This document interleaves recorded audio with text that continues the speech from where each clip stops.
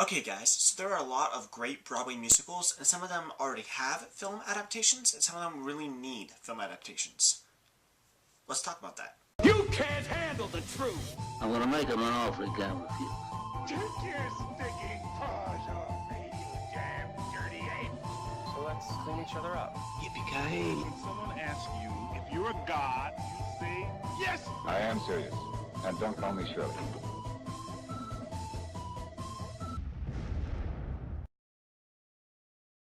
Alright, so number 5 is Man of La Mancha.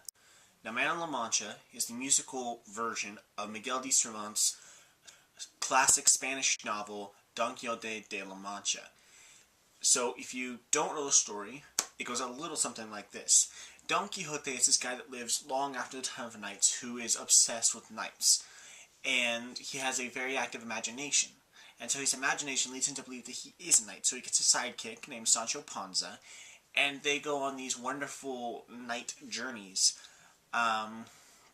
believing with their imaginations that it is medieval times. And so they fight windmills thinking that they're giants, and all sorts of really cool stuff like that. It's really, really good. So the musical is terrific. Not only does it have a terrific, wonderful story, but it has music that is to die for.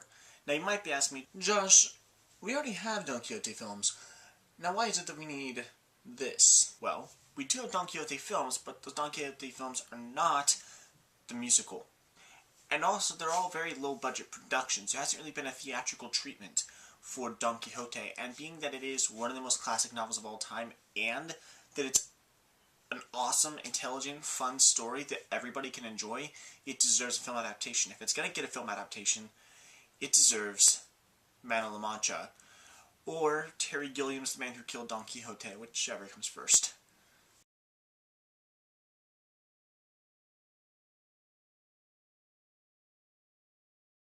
Okay, so number 4 is Spamalot. Spamalot is the Broadway musical that is lovingly ripped off of the 1975 film Monty Python and the Holy Grail. Anyone who has seen the film can attest to its hilarity, so it should come as no surprise that it's on this list. It has wonderful, upbeat, fun music. It's very funny and very witty. So my hope, if this does get made into a film, is that we'll get to see Alan Tudyk come back. Now that might come as a surprise to some of you who are fans of Spamalot, who know that Alan Tudyk was just the understudy for Hank Azaria during the run of the play in 2005. But this Tony Award-winning musical deserves to be made into a film, separate from Holy Grail, that actually has all the musical numbers, because there are actually several plot differences as well as just adding musical numbers. And also, Alan Tudyk is really, really funny, and I think he deserves a chance to get up there and show the world what he's got, and Spamalot's a fun way for him to do that. And beyond that, I'm a huge Alan Tudyk fan, and I like Alan Tudyk more than I like Hank Azaria. But I think it'd be really fun. I think it'd be great, and it deserves to be on the big screen, and to get the big budget, big screen treatment.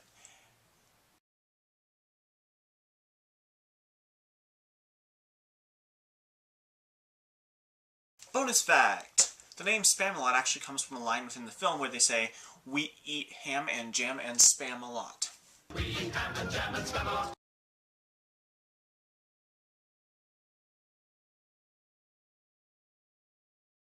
Alright, so number 3 is Stephen Sondheim's Company. Company premiered on Broadway in 1970. It's made by Stephen Sondheim, who is the mastermind behind Into the Woods and Sweeney Todd and If Anything Happened on the Way to the Forum and West Side Story.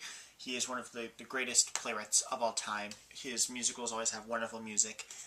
Company actually follows a 35-year-old single man through his social interactions with all of his married friends as he begins to question why he himself is not married, or at least in a serious relationship. The play is at moments very funny, at moments very sweet, and at moments very sad and frank. It actually deals with the parts of love and marriage that don't typically get discussed, especially in the entertainment business, dealing with conflicted feelings and the times when you feel like you've just fallen into a rut in your life, and all these different things. It's really, really well done.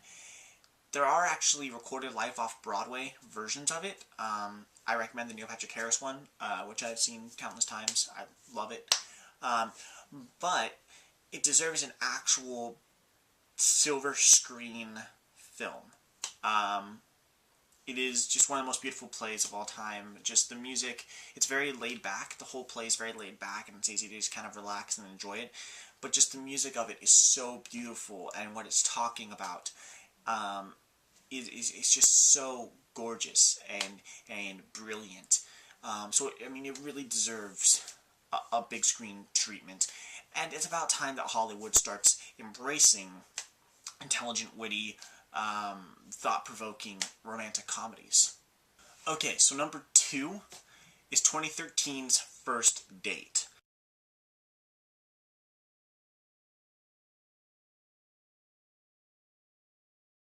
So First Date is a hilarious, quirky, upbeat, and a little bit raunchy Broadway play. The entire play takes place over one blind date, where the couple discusses their first impressions and they run into old flames. It's really, really funny. It also has an awesome, hilarious, upbeat, fun soundtrack that'll be stuck in your head for weeks. So my hope is that this gets made into a film and that Zachary Levi and Christian Rodriguez will return to their roles, because not only do they have wonderful chemistry together and know the roles well, they are outstanding vocalists.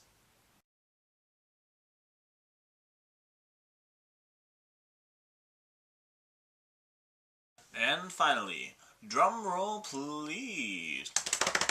Number 1 is, of course, Wicked. So Wicked actually is getting a movie, but it's so far away that they haven't even announced the cast yet, and it's driving me nuts. I am so excited. So Wicked is basically an enormous cultural phenomenon, but for those of you who have been living in a rock for the past 15 years, let me break it down for you. Wicked is the story of the Wicked Witch of the West, Elphaba, and how she became wicked. It features the stuffy and conceited Glinda, and it features the Wizard of Oz and love. It is absolutely wonderful, but aside from just being an astounding, amazing, beautiful, gorgeous set, it has a legitimately astounding, jaw-dropping, amazing soundtrack.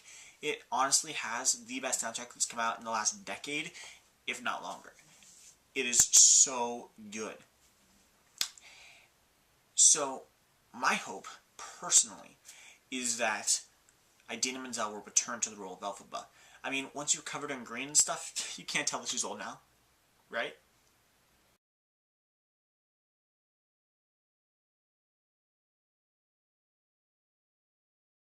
Okay guys, that's all. Please like, subscribe, and share, and I'll see you guys next week.